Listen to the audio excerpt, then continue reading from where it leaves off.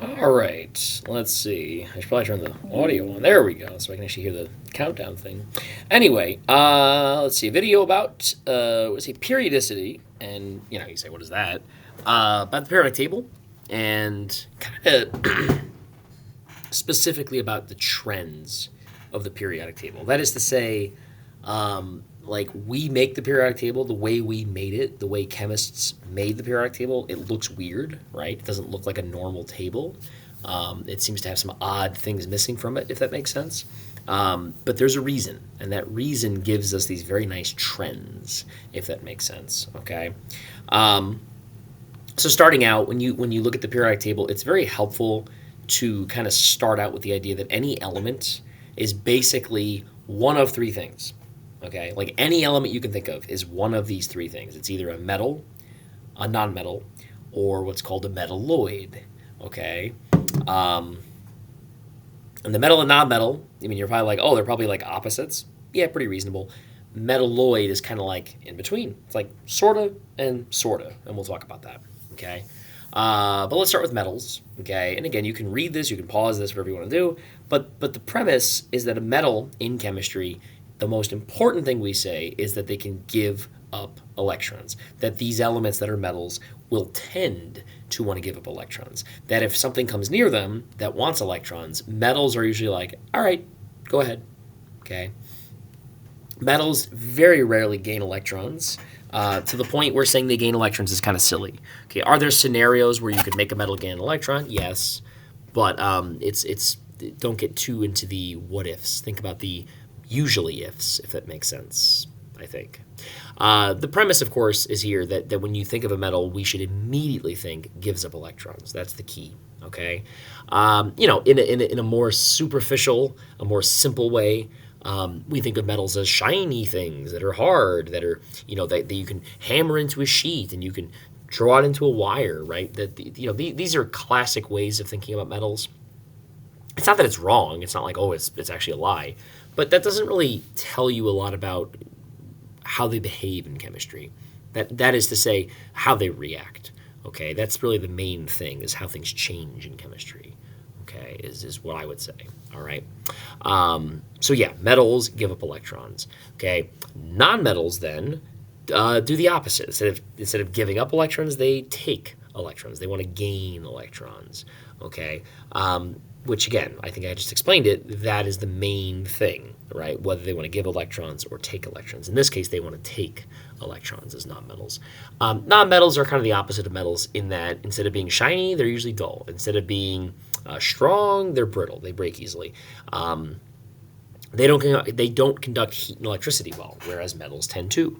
Okay, metalloids are the last one, or is the last one, and metalloids are special because they can kind of do both. All right. Which is very useful to us. Like, I mean, as humans, we use metalloids to make computers, for example, like silicon. Okay, you probably heard of Silicon Valley, right? It's called Silicon Valley because it's a valley in California, sure, that has a lot of computer companies, right? Silicon Valley is what you call a demonym, I think is what you call it. No, a metronym, is that what you call it? No. I guess metronym. Is it a metronym? I don't remember. Anyway, it's basically like a way of saying technology companies, right? If I say Silicon Valley, because they make computers. Okay, so silicon, because silicon is used to make computer chips. You need it for computer chips. Okay, you say, why do you need it for computer chips? Because you can use silicon to regulate voltage. Okay, you can use silicon to either think of it as give electrons or take electrons, which means you can kind of regulate which way electrons are moving. And if you can do that, you can make a circuit. Okay, and that circuit can have what are called logic gates, which is a fancy way of saying true or false. And then you take those true false statements and you stitch them together into logic gates and you make these bigger pieces that eventually become computers. Okay, and that's a little bit harder than this video. Okay, but that's how it starts. Okay, as electrons going this way or going this way, and that is because silicon we can change if it takes or gives, is essentially what it is. Okay, it's a little more complex than that, but that's how you should think about it. Okay, this little picture, this picture here is pretty nice. Just showing you, hey, it's almost like there's a pattern, right? Like if you look at the periodic table, you're first and foremost going to notice that almost a very high percentage, I should say, of elements are metals, right? I mean, if you look at the periodic table, you're like, wow, that's most of their metals. Exactly. Most elements give up electrons. Okay. You're probably noticing too, wow, it's not like it's random. It's not like metals are smattered all over the place. They're all on the left side of the table. Okay. You might say, what about hydrogen? Well, hydrogen, and this is an opinion, okay? Hydrogen should not be here. Hydrogen should be here. Okay. Hydrogen should be a halogen. Okay. Because hydrogen, generally speaking, wants to gain electrons, not give. Okay. And more to the point, hydrogen just is an odd element, period. Okay. Like ask a chemist, they'll tell you, hydrogen's kind of odd. Okay. It acts weird. Only having one layer of electrons does that to you. Okay. But anyway, but you're looking at this and saying, wow, almost every element is a metal, and most of them, or I should say, they're all on the left side. Okay, you're probably noticing this staircase-looking thing, right? This staircase-looking thing is where the metalloids are, and the metalloids, again, it can kind of do both, right? They can sometimes act like a non-metal, and they can sometimes act like a metal. Okay, so boron, silicon, germanium, antimony, tellurium, arsenic, polonium, and astatine. These two can be, it's kind of wishy-washy. I'm not even sure, whoever made this picture, they put these as different colors. I'm not even sure why. But yeah, you would think of them probably as metalloids. Okay, could you make the case that selenium is a metalloid? Could you make the case that tin is a metalloid? Yeah, you probably could, but these are the ones we classically think of as metalloids. Okay, again, can give electrons or take. If you're blue, if you're on the left side, you're giving up electrons. If you're yellow on the right side, you're taking electrons. Okay, now are there exceptions? Like, could you make carbon give up its electrons? You could, special circumstances. Does that make sense? So it's kind of like, don't think of the exceptions, think of the rule. Okay, if that makes sense. When we look at the periodic table, okay, we got to first think about how we organize it. So when you look at this, you're like, yeah, that's the periodic table. We give names to certain what are called groups. Groups are the columns on the periodic table. Okay, so like the first group, those are the alkali metals. The second group are the alkaline earth metals. The middle, so that's technically groups 3 through, 13, if I remember, or 3 through 12.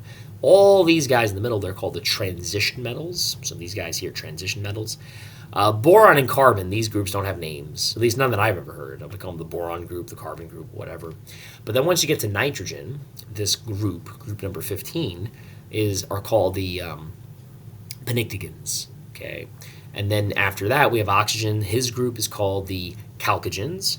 And then fluorine's group are called the halogens, okay? And then the last one, which you probably heard of before, the last one, are the noble gases.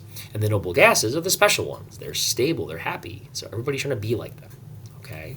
But these names, you should know them, because when you talk about elements, saying the halogens, you're thinking, oh, those all have 7 valence electrons. I say chalcogens, you're like, they all have 6. It's just helpful to think about regions of the table, okay? So we'll get into the trends. I should add here that it's called the periodic table because there are 7 what are called periods. So the groups go up, down, right? Those are groups. Periods go left, right, okay? And there are 7 periods. To my knowledge, I've never heard of a name for them. They're just called period 1, period 2, period 3, right? The 6th period, the 7th period, okay? But hopefully you're like, okay, I kind of got you. It makes sense, right? It's just knowing the names of these things, okay? So trends, we'll talk about the periodic table and understand the trends of the table. And this video's purpose is to, hopefully walk you through it. Of course, you can read the slides, right? But this is not me reading the slides to you. That's not the point of a PowerPoint, right? You can read the slides if you want to pause it, okay? The weight trend, that is to say the mass trend, is the easiest one to understand. Okay, so what I have here is I use P-Table. Great website, by the way, ptable.com, just letter P, table.com. On P-Table, you can see these trends. You can click on properties and click on like mass, and you can get this periodic table. It just color codes it, which is very nice, okay? And you're probably looking at this going, wow, I can clearly see a pattern. I can clearly see the trend. As we go down the periodic table, they get heavier, more massive. And if I go left to right, I guess the video is flipping it, but you know what I'm saying, it gets heavier as well. Okay, and the answer to this, you say, why? The answer is actually really easy, because there's more protons and neutrons. If I go down the period, right, first period, second period, third period, fourth period, yada, yada, yada, I have more protons, right? You can see that. You can see, hey, hydrogen has 1, lithium has 3, Sodium has 11, right? We're going up by first 2, then 8, then 8, then 18, 18, 32, because that's how many elements there are between them. Okay, so like sodium is 11, 12, 13, 14, 15, 16, 17, 18, and then we jump to 19 for potassium, right? So you're just adding them because the periodic table goes in order of protons 1, 2, 3, 4, 5, etc. Okay, so more protons, more neutrons means heavier. Very simple. Very, very, very simple trend. Okay, which means oganesson is the heaviest element while hydrogen is the lightest element. Okay, so hopefully you're going, oh, that's easy. Yeah, that's an easy one, right? Jumping then to the next one, which is size. And when we say size here, you're going to be careful because you might say, oh, like how big it is, how heavy. That's the mass trend, right? That's different. And they are different, okay? Like don't mix them up because you get it wrong and you feel silly, okay? Again, you can pause if you need to, but I'm just going to walk you through it. This trend is also pretty easy to see, okay? Look at the color coding on this. This is the size in terms of how big the atom is. Does it take up a lot of space or is it itty bitty little small, okay? You'll notice that helium is the smallest element, okay? And you might say, okay, I'm not like horribly surprised, but I would have thought hydrogen, right? You might say hydrogen should be smaller, right? Very close. If you look at helium, it's 31 picometers, whereas hydrogen is 53 picometers, okay? By the way, a picometer is a trillionth of a meter, okay? Very tiny. Atoms are insanely small. And this is the radius, okay? So technically it's double that for like the diameter, if you think of it as like a sphere, okay? But you say helium is smaller. Why is that? Well, we'll get to that in a second. But I want to first start with the up-down, or rather, yeah, up-down, starting with the first period down to the seventh. What's happening here is we have more layers of electrons, okay? What's happening here is the periods, basically like the first period, there are 2 electrons in that first period. They go in the 1s orbital. That's one layer of electron. When you go to the second period, now I have a second layer of basically places to put the electron called orbitals. Okay, if you're watching this video, it's probably for a physical science class, right? And you're probably not doing orbitals. Maybe you are. That'd be really cool. I'd be happy to hear that, right? But you're probably just talking about like layers of electrons. And basically, it's where you can put electrons, okay? And more layers means they're further and further and further away from the nucleus, okay? Which you can hopefully visualize and say, oh, yeah, more layers means bigger. Kind of like if I had like an onion that has 2 layers, you're like, oh, that's kind of a small onion. If I have an onion that has, I don't know, 15 layers, you're like, that's a bigger onion. I don't know, like tree rings, right? Like a tree, okay? If you cut a tree, cut a tree down, you look at the rings, tells you how old the tree is. It's kind of like that, right? So more layers means bigger. So you start out and say, where am I on the table? High or low? If I'm higher, I'm going to be smaller. If I'm lower, I'm going to be larger. Okay, kind of like the mass trend, right? That one kind of works. When you look at elements in the same period, okay, so the same row, then it gets harder to understand. So if I look at helium versus hydrogen, or if I look at, say, fluorine versus, say, lithium, okay, you're probably noticing that, wow, like they get bigger going to the left and they get smaller going to the right. And that, again, that's kind of the opposite of what you probably expect, right? Assuming they have the same layer of electrons, same number of layers. Okay, so if I have, let's say, oxygen and fluorine, they both have 2 layers of electrons, right? Oxygen has 1 fewer proton, right? It has 8 protons, fluorine has 9. And you got to picture that the nucleus of the atom, which is where the protons are, the nucleus is basically a giant magnet. And if I have more positive magnets together, it means it's a stronger magnetic force. And electrons, of course, are negative. So if the magnet gets bigger, stronger, more powerful, what happens to this electron? He's going to get pulled closer. And if it gets pulled closer, that means the atom, which again, you got to think of the atom as the nucleus in the middle, the electrons are right here. If they're getting pulled in, it means it's a smaller atom. Okay, this is called nuclear pull. Okay, and the nuclear pull gets stronger as you go left to right because there's more protons. If there's more protons in the same period, you're going to get a smaller atom. Okay, so lithium is big compared to fluorine, 167 picometers compared to 42. Okay, that's a lot bigger, right? You're like, wow, that's like several times bigger. Okay, yeah, exactly, because lithium only has 3 protons. Only 3, okay? 2 layers of electrons, 3 protons, pulling on those 3 electrons. Fluorine's got 9. And yes, he has more electrons, that's true too, right? But he's pulling them evenly in, if that makes sense, okay? Hopefully you're going, okay, I kind of got that. That kind of makes sense. Okay. So as you go down down the rows, down the periods, the same trend is true. You got to realize it's not 100% perfect. Okay, you might be saying, hey, wait a second, gold is smaller than platinum. You might be saying like gold compared to say, or not gold. What was I going to use as my example? Like xenon is 108, right? Xenon is down here, and you might say, well, wait a second, like arsenic is bigger. It's not perfect, okay? And I'm not trying to say like therefore it's a lie. I'm just trying to say like the trend generally works. It's pretty darn good, and the logic is really good. Why then are some elements not following the trend? Why are they kind of like outliers? Now it gets complex. As you get to these bigger elements, there's more layers of electrons. There's also more places the electrons go, what are called d orbitals and f orbitals, which begins to complicate things. Okay, so this trend is good. It's just that it gets messier as you get to higher levels of chemistry. It's still a really good idea to start with this trend, though. Okay, so hopefully you're saying, okay, it's not perfect, but it's pretty darn good. Okay, what are the main takeaways here? Start out, which period am I in? If I'm higher, I'm going to be smaller, pretty much without exception. Some exceptions. If I'm lower, I'm going to be bigger. Again, some exceptions.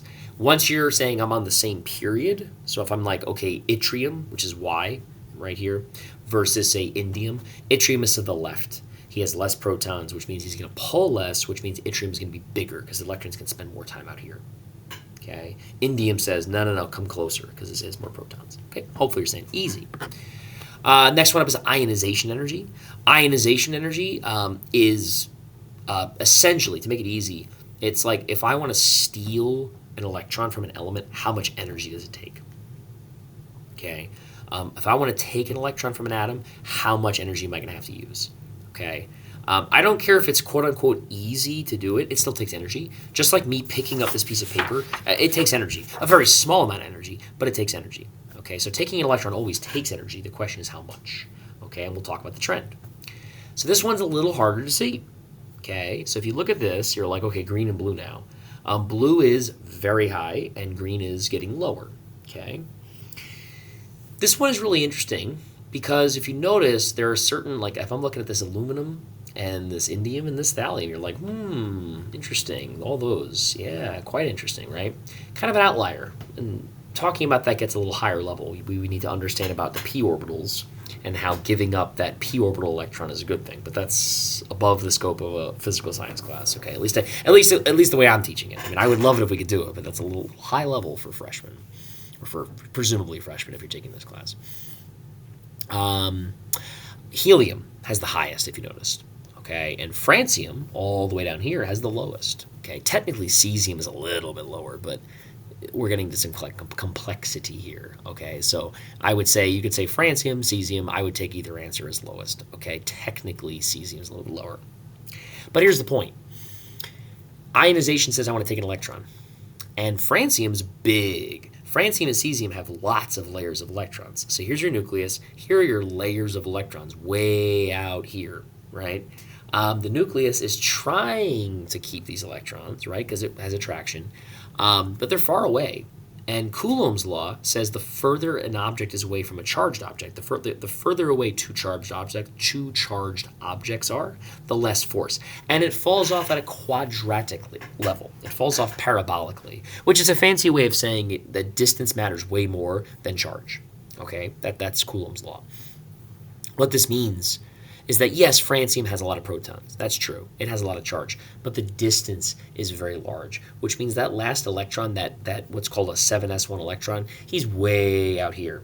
So if somebody comes by and tries to take it, number one, francium's probably like, I don't really care, because if I give up that electron, I get to pretend to be radon. If francium's electron is lost, if he loses that valence electron, he gains stability. So for him, it's not really a big deal. He says, whatever, take it, don't really care. Okay? Technically, it takes energy, but a very small amount, only 380 kilojoules per mole, which is nothing. Okay? Whereas in the other end of the extreme, helium is like, you're not taking my electron. Okay? If you try, you better come prepared. You better come ready to fight. Helium's over 2,372 kilojoules per mole. Okay? That is what, like 8 times that, or like 7.5 times? It's a lot more energy, because helium is happy with his 2 valence electrons. He's a noble gas. He doesn't want to lose them. He's perfectly happy. He has his collection. Nobody's going to get in his way. He says, these are mine. Don't touch them. Okay, his protons, his 2 protons, because he's helium, he has 2 protons, they're like right next to those electrons. Like here's the nucleus, here are the electrons. There's one layer, which means there's a lot of attraction between these 2 things, which means if you try to take this electron, it's going to take a lot of force, which ends up being a lot of energy. Okay, so it kind of makes sense. As you go down the periodic table, down the periods, you'll notice that it gets lower because the nucleus's ability to guard its electrons gets weaker. Because the nucleus is here and we're getting more layers, more layers, more layers. It's further away. It's not just further away. I also have it where this positive charge trying to pull this negative thing is getting interrupted. Okay. And again, if you're taking this class as a freshman level physical science, I don't know what your teacher. If you have me, you probably have me. You're probably watching this video if you have me for class, right? But more to the point. Or what I was getting at is that terminology-wise, what's happening here is called shielding.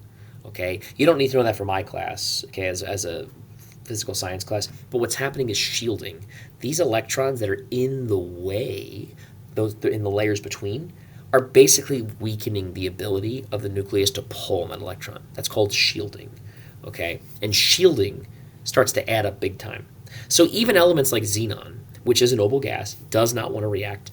Xenon is not able as easily to protect his electrons as, say, argon is, or as, say, neon is, okay? Because even though they all want to keep their 8 valence electrons, even though xenon wants to keep them, even though radon wants to keep them, even though krypton wants to keep them, they're pretty far away. And that means if an element like fluorine, for example, were to come by, fluorine can take an electron from from a krypton, for example, okay? It could take an electron from a xenon. Not even that hardly, to be honest. Okay, the reaction's going to be slow, but it'll happen. Okay, whereas fluorine with helium, it ain't going to happen. Okay, it's not going to happen. It's not going to happen with neon. I think with argon, it's also impossible, though I think there's some way to do it. Okay, not that it matters. You don't have to memorize that, but I'm just giving you some examples. Okay, so what's the name of the game here? I want to take an electron. Another analogy here to give you the name of the game is a shepherd protecting sheep. Okay, so helium has 2 sheep. He's right next to them. He will defend them. You're not taking a sheep. Neon has 2 layers of sheep. He can still defend it pretty easily. He's pretty close. He has to maybe jump over a fence, right? Jump over that fence to get to them, right? But he can jump the fence. It's easy. It's 1 fence. Radon has to jump what? 6 fences, right? Or I guess technically 5 fences, right? He's got to go through the first layer, second layer, third layer, fourth layer, fifth layer, sixth layer. And when he's jumping these fences, I want you to imagine that the sheep are all crowding around him trying to, get food from him. And he's like, no, I got to get the wolf away from the sheep, right? That's what shielding is. It's a good analogy. I think it's a good analogy. I don't know. You can tell me if I'm crazy. I don't know. But the premise, of course, is that those guys want to defend their sheep, want to defend their electrons. On the other side, francium is like, I don't really care. Okay, francium's the shepherd is like, whatever, I don't care. I got more sheep, I don't really care. Okay, cesium, same deal, whatever. Okay, however, it still takes some energy, right? Picking up the sheep still takes energy. Okay, hopefully that makes sense. So what's the trend? Going down decreases it, going to the left decreases it. All right. And the last one then is electronegativity. Electronegativity is, to be technical, it's if you bond that element to somebody else, it's how badly does it want to pull in those electrons in the bond, in the covalent bond. Okay, that's all fine. Fine and good. Nothing wrong with that. That's correct. However, it's a little bit like specific in that normally we don't bond. Let's say neon or argon or whatever, right? We don't. So usually I want you to think of this as like how badly an element wants electrons, which means that the noble gases, generally speaking, do not have electronegativities. Okay, remember we just said that krypton can form compounds. We said like xenon can form compounds. So they have electronegativity, but basically I want you to think of it as how badly does an element want electrons. Okay, it's not perfect. Technically, it's not what it is, but it works for the most part. Okay, so if I look at this, you're probably saying this kind of looks like ionization energy because these two things are like yin and yang. Okay, yin and yang meaning they fit together very nicely.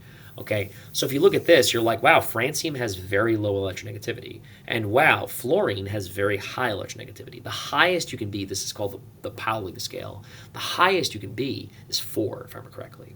Okay, so like fluorine is like there, right? He's like, you really can't get more electronegative than me. Okay, oxygen is number 2. Okay, oxygen is very electronegative. Chlorine, number 3, very electronegative.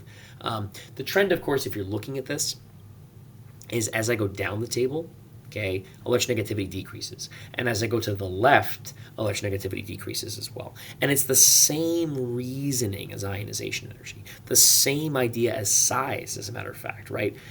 More layers means more things getting in the way, reduces the ability of the nucleus to interact with the electrons, essentially. Okay, if I have more protons in the same period, right, then there's more nuclear pull, which means I can keep those electrons closer. It also means I can reach out and grab electrons more easily, which is what electronegativity essentially is. Okay, so it's the same logic as ionization energy. Okay, and thankfully, it's the case that if I have high ionization energy, I'm almost always going to have high electronegativity as well. Again, you'll notice that helium, neon, and argon do not have electronegativities. That's only because they don't form compounds. Okay, so don't worry too much about that. All right. Basically, it's how bad they want electrons, or if you want to be 100% correct, it's how bad they want electrons or how bad they want to keep electrons, essentially. Okay, it's not perfect. If you're a chemist watching this video, you're like, that's not what it is. I know it's covalent bonds and pulling on it, but that's too much for freshman level physical science, okay? And why do we care about this? This will be a different video about what are called intermolecular forces, so you can check that out. So anyway, have a great rest of your day and enjoy. Let me turn this recording off. Have a great rest of your day.